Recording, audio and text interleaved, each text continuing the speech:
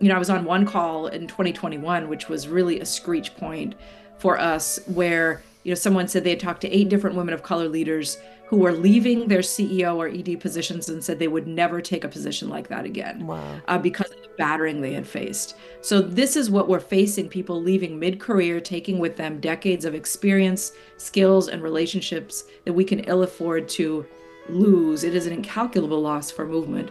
So we need to figure out how to stop this from happening. Hello, I'm Françoise Girard, and welcome to the Famous Podcast. Today, I have the great pleasure of welcoming Vanessa Priya Daniel, an activist, union organizer, the founder, and until recently, the CEO of the Groundswell Fund. The Groundswell Fund is an intermediary funder that supports the activism and advocacy of marginalized populations, particularly women of color and LGBT folks. Vanessa's new book is just out, and she's fresh off her book tour.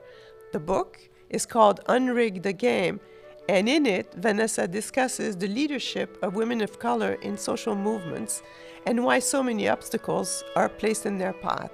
She helps us think through how to remove those obstacles and how women of color can support each other through this process. Let's hear from Vanessa.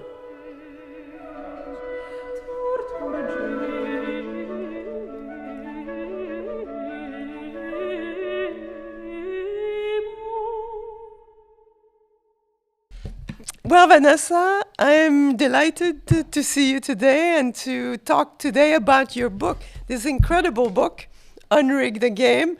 You've just come off the book tour, and I was at the Brooklyn event, and the house was Yes. packed, and everyone was so excited. So, congrats! How has it gone? Oh, it's just been phenomenal. 10 cities, we sold out in over half of them.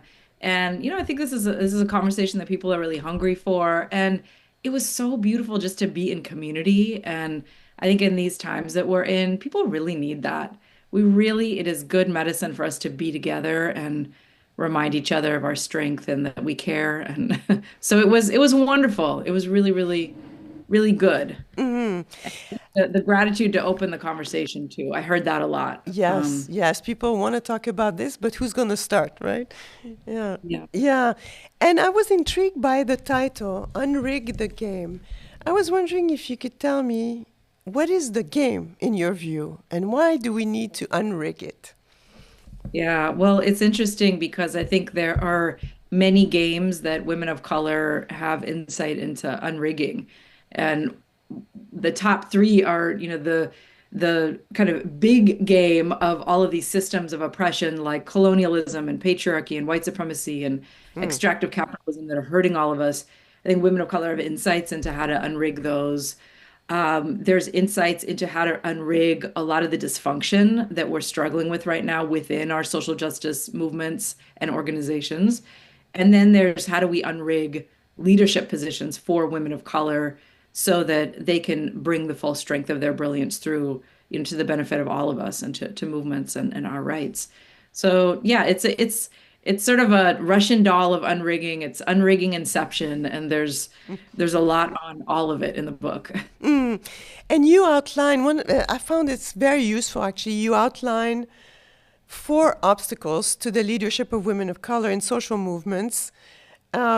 And I assume these obstacles exist elsewhere as well, not just in social movements. Can you talk us through the 4 obstacles? I think they're, to me, very, very important to understand so that we can really grapple with them and change the Yeah. game, unrig the game.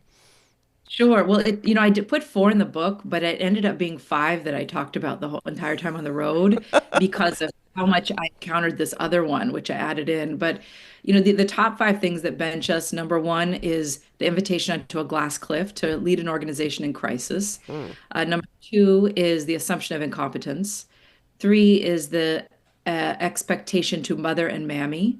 4 is being given zero margin for error, and 5 is being abandoned when you're attacked. Mm.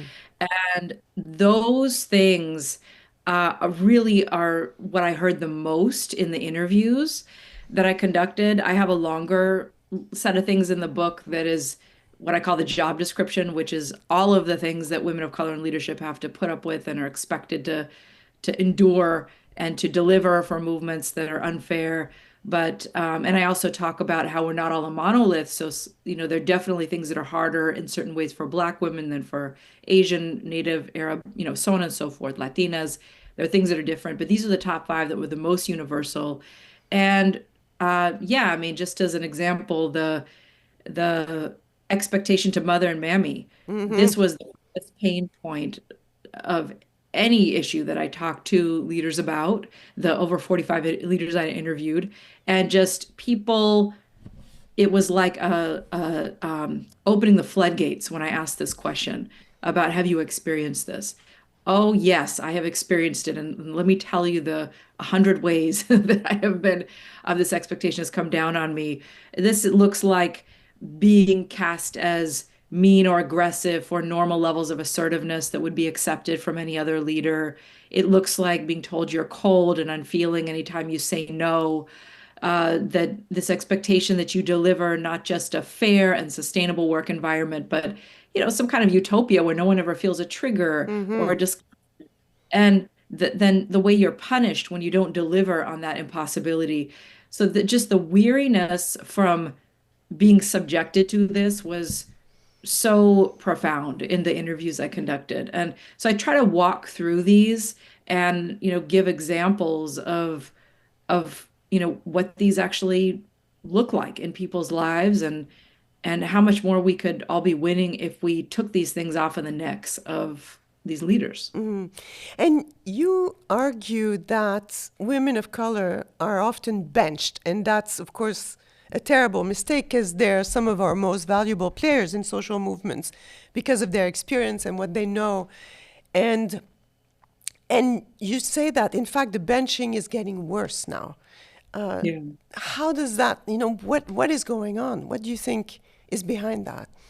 Yeah. Well, I mean, the running joke for decades has been that as a woman of color, you're not invited to lead an organization unless it's a fixer-upper. I think that we've seen the largest ascension of women of color into the top positions of movement organizations in the history of this country over the last 25 years.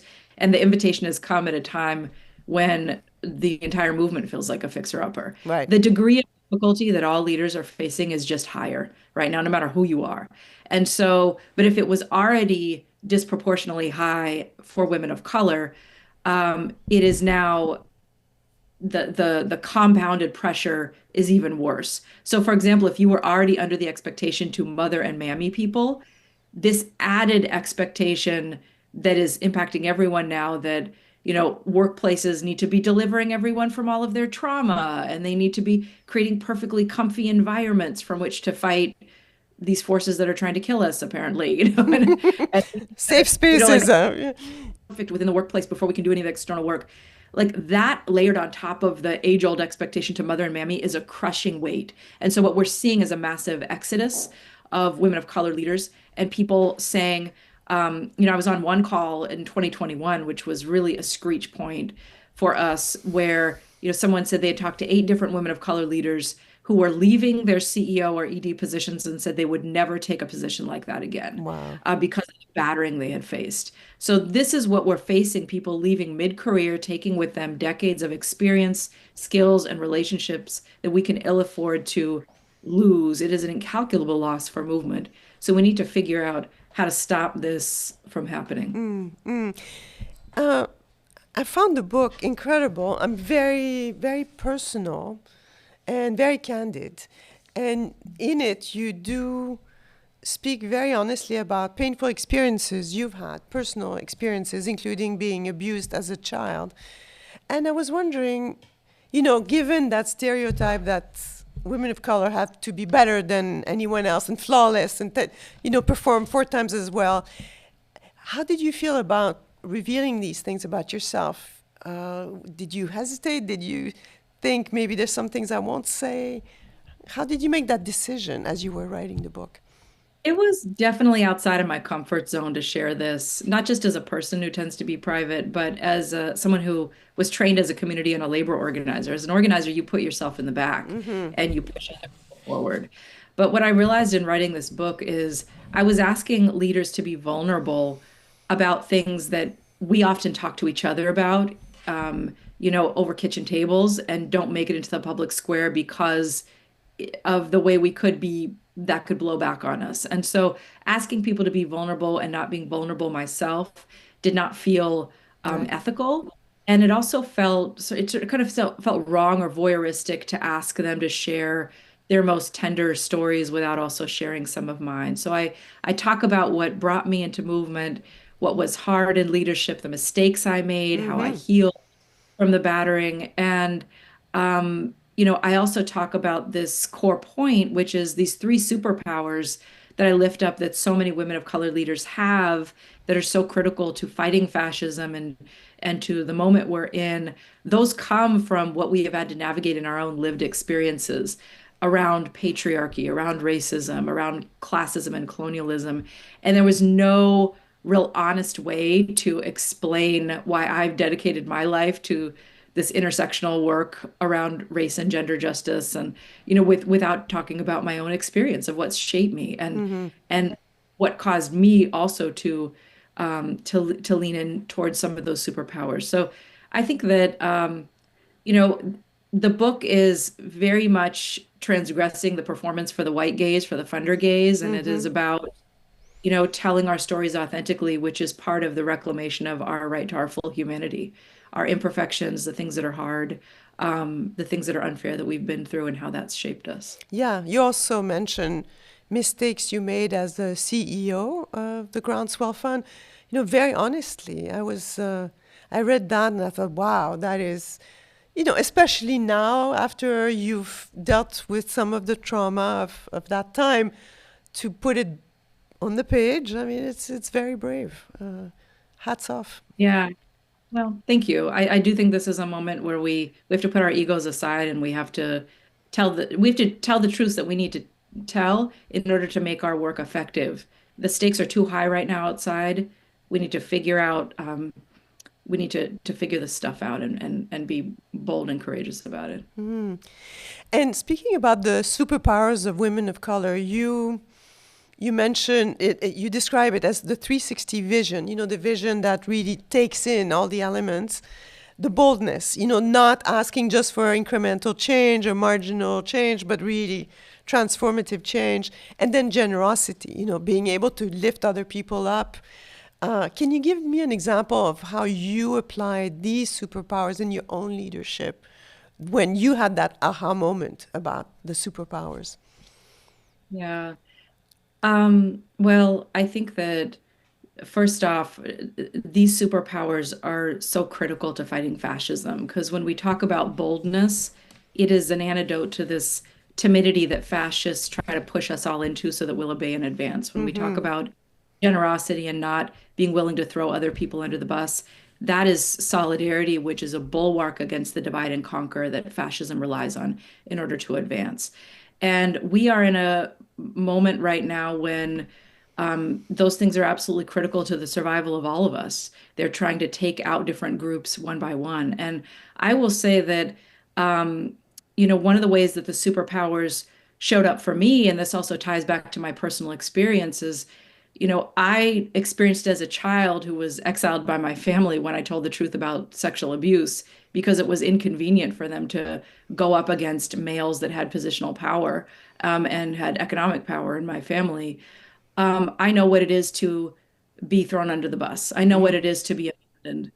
And that shaped me toward, as it does many women of color, towards the superpower of not being willing to do that. And that showed up in the fact that I centered in the organization I founded, transgender people were part of the mission statement from the beginning.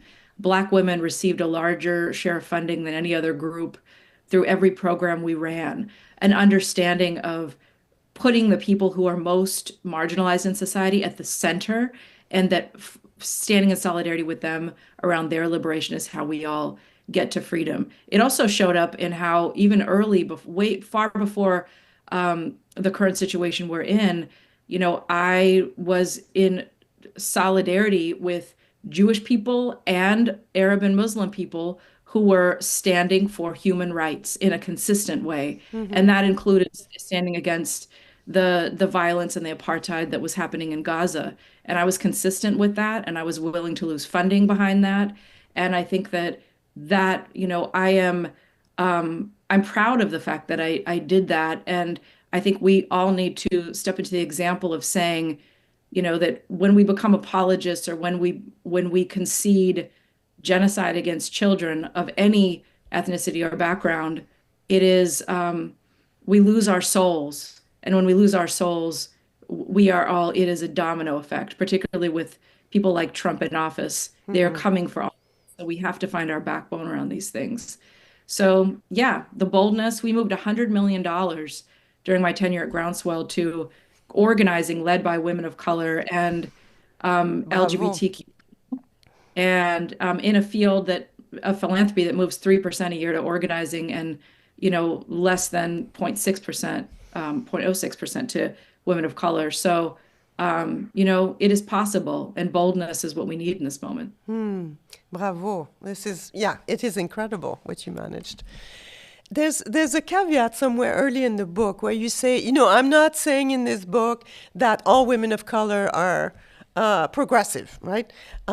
And you also say, and I'm not saying that everyone else has to get out of the way and go quiet and that we only need to have women of color in leadership. And I understand why you put that caveat in the book, because otherwise people go, not all white people, But I thought, and I agree, of course, with the first one, because we all know plenty of women of color, sadly, who are not progressive. The Candace Owens and the Usha Vance and Nikki Haley. But I thought about the second one. I thought, why do we say that white women shouldn't get out of the way, or white people in general should get out of the way? Because maybe it's time for them to get out of the way, to step down, to say, and not always in the glass cliff situation, but in times when the organizations are in good shape, pass the baton and give someone the leadership opportunity that is actually set up for success. Yeah. I mean, I do think that representation matters, and I do think having organizations, particularly when we're saying we're serving the most vulnerable populations, that have leadership that are representative of those populations, I think that matters. But I think it's important not to overcorrect, because when we get in the stance of white people don't know what they're talking about and they need to just step aside and go quiet, it's very dangerous. It's just as dangerous as saying that every person, because of their identity, because they're a person of color, a woman of color, knows what the hell they're talking about, because we know we cannot essentialize people. And more than that, we also, when we make statements like that, we invite people, white folks, to leave us with all of the work. And there's too much work, and it shouldn't be on us. I said the other day on an interview with some white men who are doing great work. I said, great that you're stepping up, because white men got us into all of this shit. So it makes sense that you should be leading the way. You should be taking some leadership, in lifting and doing hard work to Yeah. get us out. So I think that we need to, my invitation to white women is to use your privilege for good. Look at the Jane Fondas, look at the history of the Grimke sisters, Mm-hmm. um, and then, you use your privilege and power to the fullest, but also look to the margins for guidance, because our proximity to privilege is proportionate to often like the cloudiness of our wisdom around sound strategy. And I do that myself as a South Asian woman, and a mixed race woman who grew up middle class. I have looked to Black women, I have looked to trans women to check my thinking and to follow, in many ways, some of the leadership that is sharpened there. There's a reason that we see, 94% of Black women voting against Trump, that degree of political and moral clarity. That has come from their lived experience at the margins. And so we can lead and use the full strength, our full strength, but we can also flank and support and take direction from people who are at the margins. So I think it's a both and we've got to all team together. And, I see white women who are doing the work, absolutely as my sisters in the struggle. And I invite them to put their shoulder to the wheel with as much strength and fortitude as I am Mm, every day. mm. One of the things you describe is the frenzy of fear that was unleashed from the beginning of the first Trump administration, and you say that that fear has been particularly damaging to social movements, and you described, in fact, in exquisite detail, I thought, the ways in which fear really damaged our movements. And frankly, anyone who's led a nonprofit in the last 10 years will recognize this. You know, it's like the circular firing squad, as we say, Yeah. where, people start going after each other. It's quite painful. But one of the interesting things you describe are the Karens. And I thought that was quite Yeah. humoristic because normally we associate Karens with white women. You know, they're the woman who has low resilience and high expectations and who immediately wants to see the manager the minute something doesn't work the way she expects. But you say that in fact there are Karens in every community and that there are real problems inside organizations. And that it's very hard to deal with them without being accused in turn of being cold and unfeeling or of being that angry black woman or brown woman. Uh, yes, I thought you really put your finger on something there. Yeah. Yeah. I mean, and I think we move away from the fight. As Denise Perry, leader of Bold, said in one of the quotes in the book, we sometimes we have to find the edge for the fight in these things. I think we are afraid of oftentimes of being cast as mean or, Mm. as domineering or authoritative when we draw boundaries with things. And I think we need to care more about the mission of social justice work and about the communities that we are accountable to and about the fact that it is serious as hell outside and we are in a fight for our lives than we care about being accused of being mean. We Mm-hmm. need to do the right thing that is often hard and unpopular instead of the easy thing that is wrong and ineffective, and Mm-hmm. just to not be accused of things. So, I mean, what I will say is that people are hurting. We are all hurting in these times, and we have to have compassion and empathy for people working in movement organizations. There's structural interventions from healing justice, which women of color have been at the forefront of bringing into movement organizations, to political ed, to trainings on how to regulate your emotional reactions and triggers that we can offer people in a loving way to recognize that we are all in trauma and we all need have a responsibility to lean into that work. Mm-hmm. But there are also people in movements where that isn't enough. And what I sit with a lot and the wisdom that I heard coming from many women of color leaders is a wisdom of what does love actually look like in our movements? Because love looks like having empathy and offering people supports, but love also looks like a boundary. Love looks like a limit, and love looks like doing what is needed to deliver for our communities. Now, Karen's in movement. Let me just say, I knew Karens were a problem in movement when I had a brand new staff person come in my office a few weeks into the job and demand to change their title because their life coach had said that it was bad for their brand. Like Karens are more concerned about their brand than they are about the community. They are mad that, fighting fascism isn't more comfy. They would like to speak to a manager. They also want credit for building something amazing, even though the main thing they have built is a pile of complaints. Yeah. And what I will say is that Karens were not as prevalent in movement 20 years ago because the jobs were low paying, they had terrible benefits, they did not attract people who were divas and narcissists. Mm. And it's absolutely good that we improved the jobs and we need to continue to do that. But what's bad is that we never upgraded the intake filters and the exit channels to deal with the influx of divas and who would be attracted into movement organizations. And I think that we need to really update those things because conflating, any boundary with abuse, conflating any kind of saying of no with just being authoritative and top down is a huge part of the problem. And so Mm-hmm.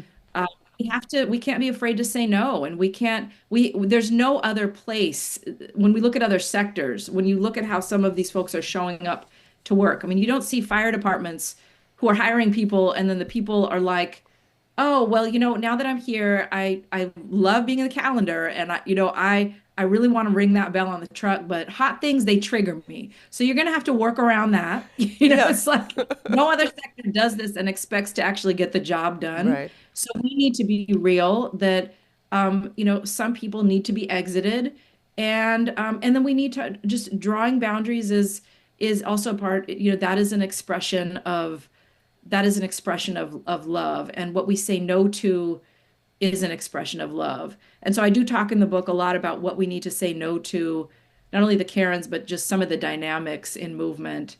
Um, like the seeding of all excellence and rigor into the domain of white supremacy. Yeah. Absolute nonsense. Yeah. Absolute nonsense. And such an affront to these long histories of black and brown excellence that have never been about the white gaze, that have always been about delivering brilliance for our own communities, allowing people to swarm and take down people with no facts or evidence.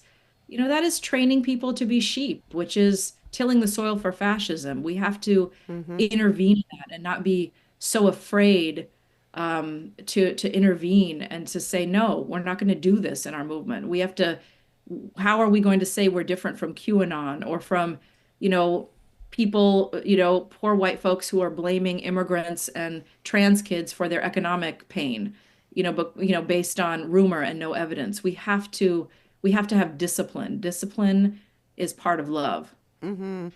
When in related to that, you discuss unionization efforts, which which I'm supportive of, and you're supportive of, uh, and that often the people pushing for that in organizations don't appear to be doing it because they're experiencing poor working conditions, but rather because they want to be agents within the organization, to have a structure that gives them agency.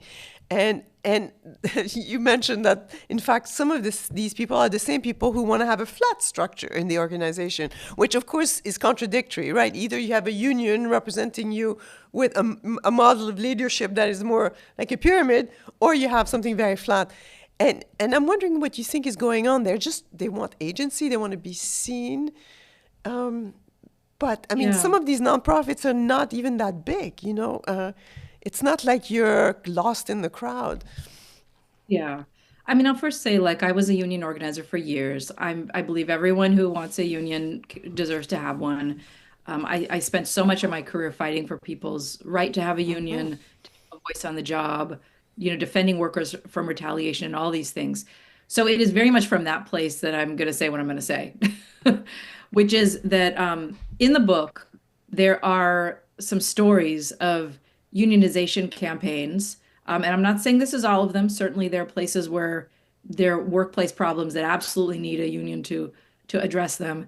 But one story that was shared with me by Serena Khan, who ran the Women's Foundation of California, and then there was another from there were a couple others from different women of color-led organizations, was that there was a 2-year slog, a demand for a union, and when everyone sat down finally to the negotiating table, the worker side kept demanding things, and management kept saying, "Well, that's in the handbook."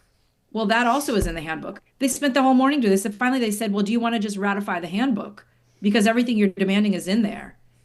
At the end of the day, there was only one thing that the workers asked for that was new, that wasn't already in the handbook, and that was one additional floating holiday. And the management said, we would have given them that in a 5-minute conversation in a staff meeting. Right. So, there's something happening here that is not just your typical union fight about wages and working conditions. It is about this existential feeling of powerlessness Mm. that people have in the world, and that fighting, having this internal kind of theater of resistance within an organization becomes a proxy for fighting the difficult stuff outside, which is much harder. Fighting Trump is much harder. And so you create this sort of war inside of a thimble, and it's draining a lot of time and resources. And there is a positive sharing of power that can happen within organizations, and every organization needs to calibrate what that is in terms of how flat or how hierarchical the structure is around that. Hierarchy isn't in itself bad. Hierarchy, the ill effects of it can be mitigated through different ways of sharing. But I think that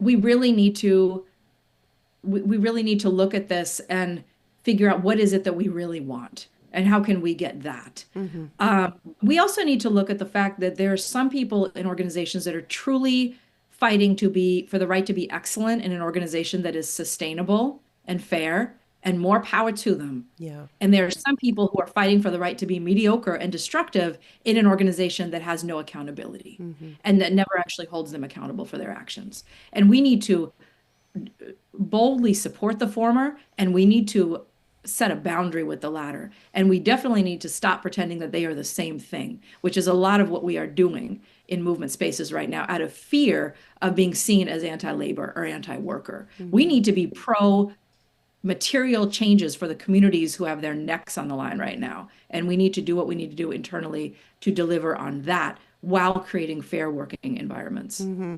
Yeah, I mean, I am supportive of unionization drives, but it is a bit odd when, in fact, people actually, once the union is in place, don't really use it because they don't actually have demands, right? It's yeah, it's about something else. Yeah. One of the lessons of the book that you share is the need to seek guidance and counsel as a CEO. You say that it was a bit hard for you to do that because you were very self-reliant as a young child with your mom, and single mother, and you were very a reliant unit, right? And you tended to go internal, when you needed to find solace rather than seek help from others. But you're absolutely right. This really resonated with me because as a leader myself, over time, I realized that some of the most powerful people constantly sought counsel and guidance. Some of the richest, most powerful men would call their friends to seek advice all the time. And often it was us trying to figure it out ourselves, and I won't show that I don't know. So it's a power issue, right? So I'm wondering if you could speak a little bit about that. Were there some times where you felt that making that call, seeking that help was hard as a CEO, a woman of color CEO? Yeah, it is. And I think this assumption of incompetence that you're always Mm-hmm. trying to overcompensate for by, you know, being perfect, it can become a problem. And, um, it took me years to, really reach out to other women of color leaders from a vulnerable place and say, boy, I'm really getting my ass kicked around this right now. Like, I need some help. Like, I don't know Mm-hmm. how to have you encountered this? How did you work it through? Or, I'm just really feeling demoralized right now. I can't see the forest for the trees. Can you help me to think about this in a clearer way? And, I wish that I had um, had some guidance, maybe from elders earlier on, to lean into some of that earlier on, because it is so important. And yeah, but I think that learning how to do this, my hope is that the book can actually help some younger folks access this earlier, so that they're less isolated and alone. A lot of what I talked to leaders about in these interviews was just the profound isolation Mm-hmm. of being a woman of color in leadership. And when people are reading the book, which I've had, people coming up to me at some of these readings, I've been shocked to see some people who have been major leaders for large prominent organizations coming up in tears saying, they felt like some of this was just them, what they were experiencing, and now they see how systemic it is. Um, and so I think reaching out for help and is part of breaking the silence and isolation, and it's really important. And I'm grateful. The response was always great, when I reached out. Mm. And one of the suggestions you make is for people to develop a squad for themselves, right? A group of women, mostly, I suppose, who can advise them, support them, be a sounding board. And I'm wondering if, and you describe your own squad and how you built it and who's in it. And I'm wondering if you have uh, lessons learned from that. You know, are there some things we should be aware of when we're building a squad and things we should be, mindful of to avoid the pitfalls? Yeah, well, one of the things I feel like I've learned at 47 is people have different capacities, right? It doesn't Mm, mean they're bad, but there are people in this world who have the capacity to show up for you when things are good.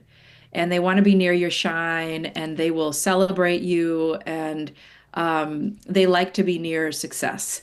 And that's fine and that's good. And then there are people, but they don't have the capacity to show up when you are down on the rocks. When you are really mm, struggling and in a hard moment, they ghost you because they don't want to be associated with struggle, or they don't want to deal with it. There are other people who will always show up when you are down in a moment, but then they actually really struggle to show up for you when you are succeeding because they can't deal with their own feelings of jealousy or envy or maybe their own discomfort with power, which is something that I've run into with women friends in particular. And I think there's a whole conversation, which I do get into in the book, about feminism's discomfort with power. mm-hmm, But, there are people who really haven't worked through their own stuff around how they feel about a woman who steps into her own power.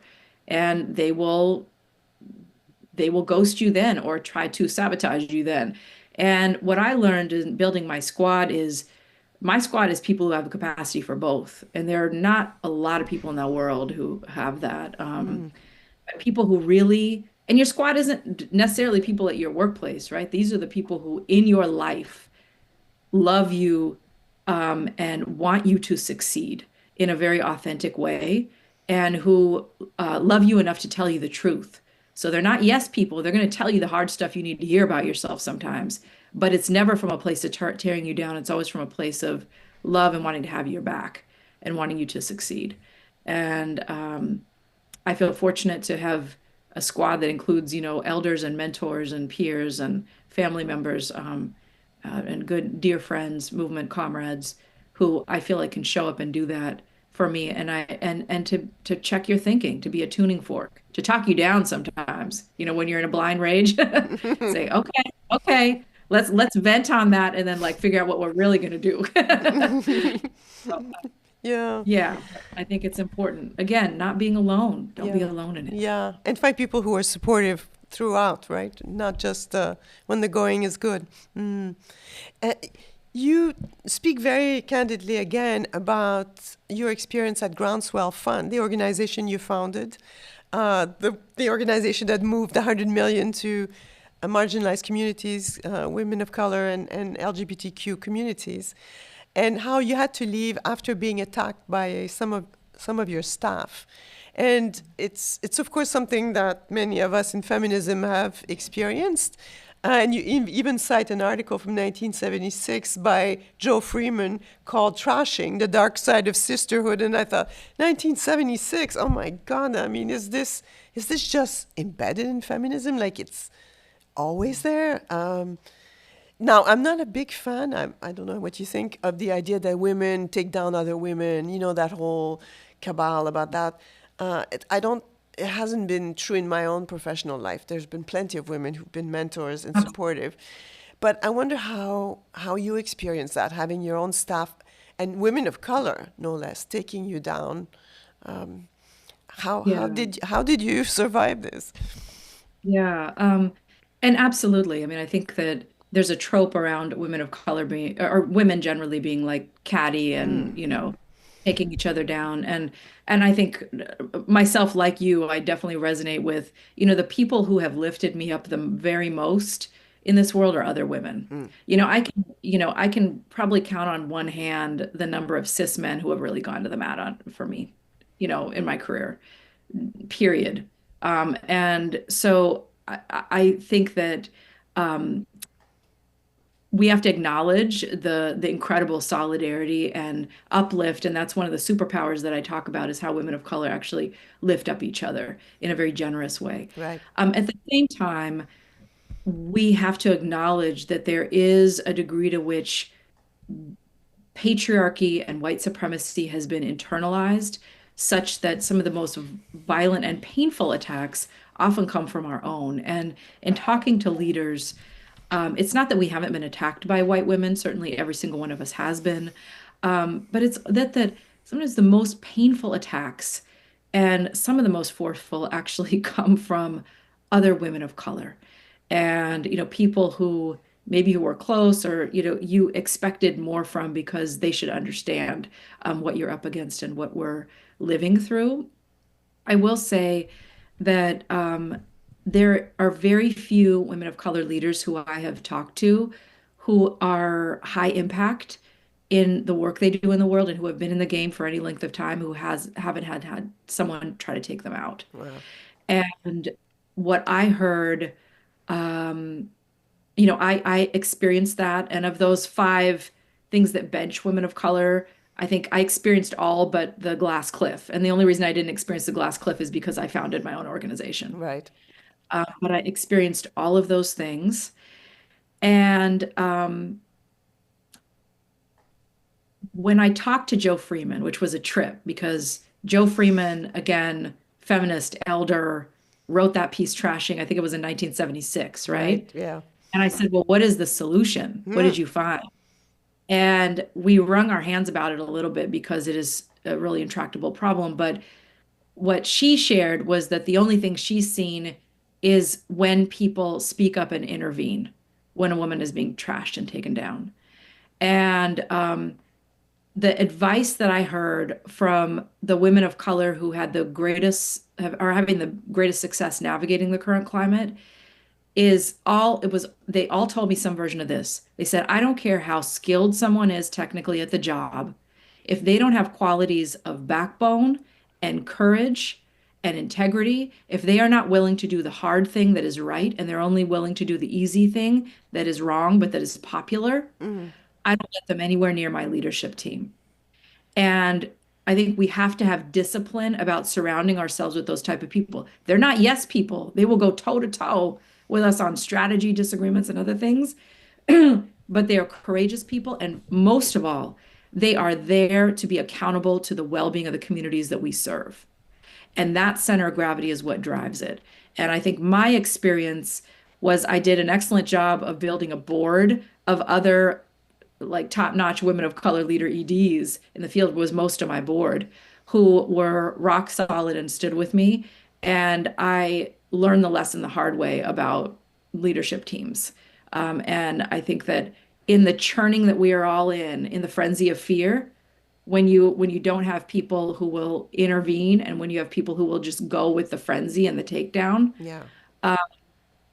then you're gonna catch it as a leader and you're gonna your health and everything else is gonna suffer. Hmm.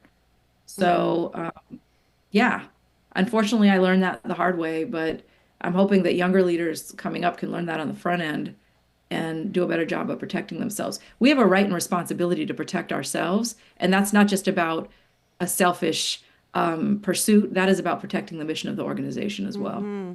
Yeah, I mean, you do mention a number of these management tools and techniques that we can use inside our organizations and women of color should use inside their organizations to make sure this doesn't happen.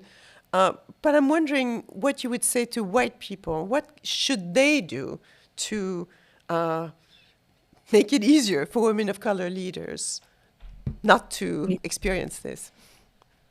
Um, it's an interesting thing because I spend actually very little time in the book talking about white people. Yeah, it's Yeah, okay. but I think that, you know, white funders can stop holding women of color to a different standard of Hmm. paperwork and excellence to get less money.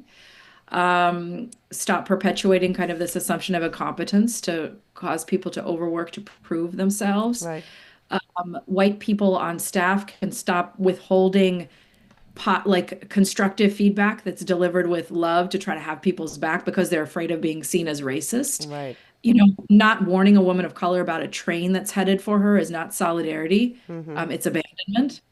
Um, White people can stop participating in the swarm and the mob mentality of going after women of color around accusations that are baseless with no facts or evidence. You Right. see a lot of this in the identity-based accusations that are happening, Mm-hmm. where a woman of color, is accused of, um, you know, xenophobia or anti-blackness, and white staff will just get on that train and clamor because it's actually about them positioning themselves as being woke. Mm-hmm. Woke, by the way, is a good thing generally. Mm-hmm. Woke is a good thing. It means being awake to injustice. So I'm not using it in the way that the right uses it, but performative wokeness, I make that distinction, is really about just your own PR campaign. And I think white folks can stop participating in that Yeah. and, have the courage to speak up and ask questions. We have to, keep ourselves thinking critically in these moments and asking the hard questions. So there's just a few ways, Mm-hmm. a few ways, offering to help and support, seeing people when they're burning out. I had a white colleague. Oh my gosh. One of my mentors, Kathy Lerza, who when I was going through my a terrible back injury where I couldn't even sit down for the better part of 8 months. Kathy came in and I mean it brings tears to my eyes, but her mother was on her deathbed and she from the hospital took proposals that I did not have the strength to write, and she wrote those proposals for me at a time Wow. when if they would have gotten written, Groundswell may have crashed and burned. It was a pivotal moment. And showing up for people, rolling up your sleeves and being there for people in real ways. That's what love looks like in action, and we can all show up in those ways for each other. Thank you for that. Yeah, that's it. Being there for each other, and really removing the obstacles, and consciously thinking about what we're doing, not jumping on bandwagons, but really keeping our eye on the mission, as you describe it. So I recommend the book Unrig the Game. Please read it. It's full of pearls of wisdom and stories that really will resonate with especially the leaders of nonprofits in this difficult time. So thank you, Vanessa, for your time. I really appreciate Thank you it. so much, Françoise. I appreciate it. It's been a pleasure. A luta continua. Yeah, absolutely. Take good care. Bye Stay bye. strong. Bye-bye.